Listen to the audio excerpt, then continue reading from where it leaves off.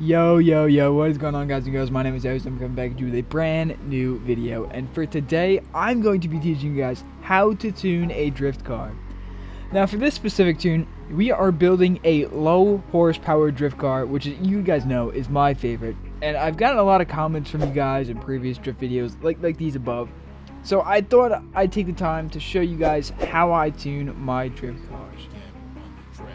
But before we get into it, I want to announce something huge, and that is my partnership with Gamerware. What is Gamerware, you ask? Let me show you. Gamerware is a clothing brand that brings comfortable and stylish clothes to the market. Made by gamers, Gamerware has a multitude of clothing options that not only appeal to gamers, but to everyone. I really love their signature clothing line and their icon tees, and you'll be seeing me rep them here soon.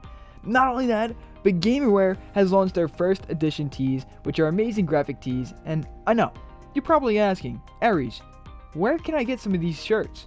A link to Gamerware will be in the description below, and if you use code Aries, that is code ARIES at checkout, you will save 10% off your order. Thank you, Gamerware, for the sponsorship, and with that said and done, let's get on with the video. Okay. So the most important part of tuning is the upgrades. You need good upgrades. I've already went ahead and put on body panels, tires, and painted the car just to make things faster. But I always go to conversion first, make sure if there's a better engine that I want, in this case there wasn't, and to add a turbo, which is already a turbo on this car, so we'll skip that. Make sure it's rear wheel drive, all that. And the next thing that you want to do is tires. I usually run street or sport. Sport if I have more horsepower. But this is more of a street build, so I'm gonna just go ahead and use the street tires just to get the spin. Increase the rear track width, the tire width. I usually like 245s, 255s on most cars because that's just what it is. And I'll go ahead and do the front. You don't need to do the front. The front's not a necessity. But track width is also, that's your choice. I did it just to make it look good or better. It maybe rear track width, but always try and keep the front as small as possible. Handling is the next thing I was going to, and you want to do max brakes, of course. Slam it on drift just to get the angle in the front suspension. You always want to drop it to the lowest weight possible, but sometimes not always, depending on how much power you have. You need the weight to control it, so it's just not oversteer. In that case, you want the roll cage at max, the anti-roll bars at race, and engine's weird.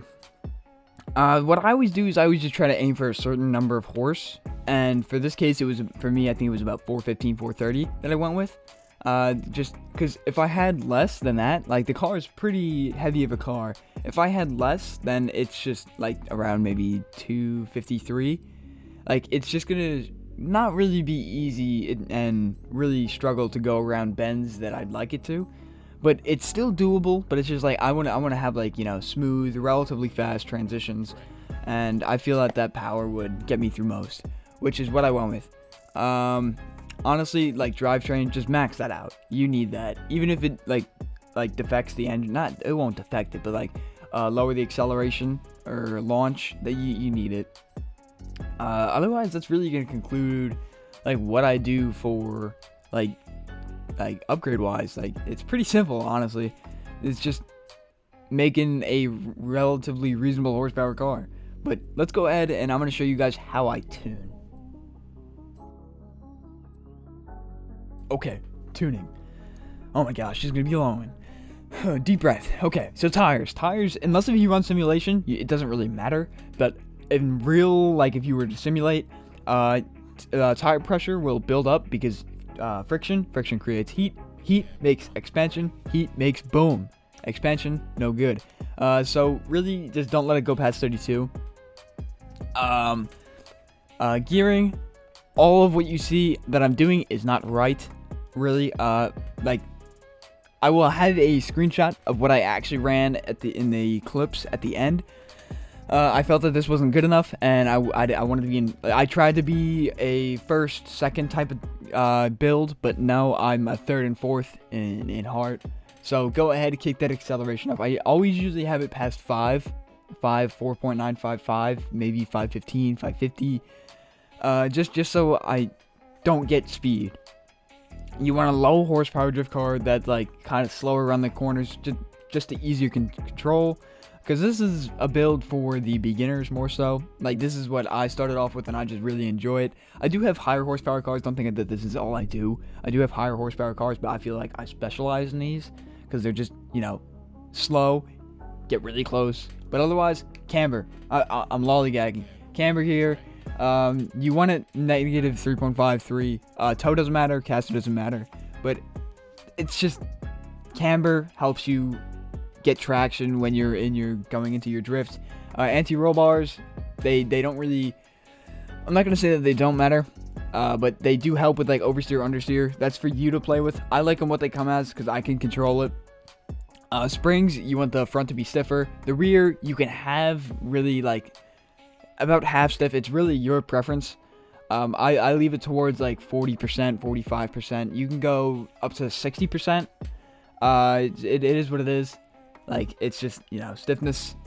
Like, it's not simulation, so it's not really gonna bother you. Ride height, you want the front in reality increased, but you don't need to. You could have it whatever height you want. If you want, just make sure that it's not too high. Actually, don't make sure it's like lifted to the max.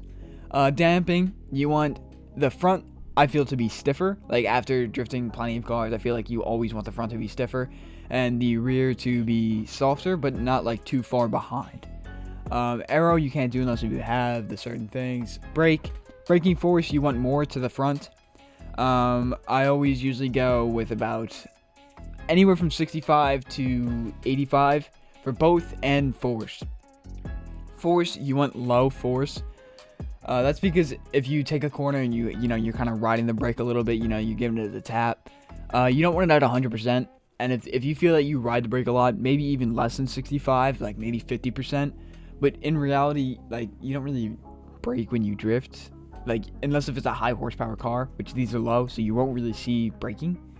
And differential, 100 for rear and front. But that's really it. That's really it for tuning. There's not much to it.